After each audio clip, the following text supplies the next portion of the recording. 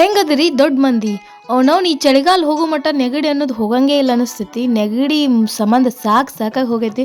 ಅದಕ್ಕೆ ಇವತ್ತೊಂದು ಶುಂಠಿ ಟೀ ಮಾಡ್ಕೊಂಡಿದ್ದೆ, ನಿಮಗೂ ಮಾಡಿ ತೋರಿಸಿದ್ರಾತು ಅಂತ ಹೇಳಿ ತೋರ್ಸ ಅಂತೇನೆ. ಇದಕ್ಕೆ ಬೇಕಾಗಿರೋ ಇಂಗ್ರೀಡಿಯೆಂಟ್ಸ್ ಇಲ್ಲೆಲ್ಲ ಐತೆ ನೋಡ್ರಿ.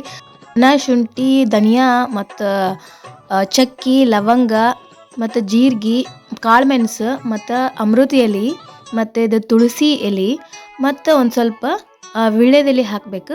ಮತ್ತೊಂದು ಸ್ವಲ್ಪ ಅರಿಶಿನ ಹಾಕಬೇಕು. ಚೆಂದಾಗಿ ಕುದಿಸ್ಬೇಕು ಇದನ್ನು 1 ಲೋಟದಷ್ಟು, ಅಂದರೆ ದೊಡ್ಡ ಲೋಟದಷ್ಟು 1 ಲೋಟದಷ್ಟು ನೀರು ಹಾಕಿದ್ರೆ ಅದು ಅರ್ಧ ಲೋಟ ಬರುವಷ್ಟು ಕುದಿಸ್ಬೇಕು. ಅರಿಶಿನ ಯಾಕೆ ಹಾಕ್ತಾರಂದ್ರೆ ಅದ್ರೊಳಗೆ ಆ್ಯಂಟಿಬಯೋಟಿಕ್ ಅಂದ್ರೆ ರೋಗ ನಿರೋಧಕ ಶಕ್ತಿ ಭಾಳ ಇರ್ತೈತಂತ.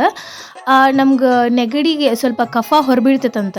ಹಾಗಾಗಿ ಅರಿಶಿನ ಹಾಕಿ ಮಾಡೋದ್ರಿಂದ ಭಾಳ ಒಳ್ಳೇದು. ಇದೆಲ್ಲ ಕುದ್ಮೇಲೆ ಕುಡಿದ್ಬಿಟ್ರೆ ಮಸ್ತ್ ಇರ್ತೈತಿ. ಮಾಡಿ ನೋಡ್ರಿ.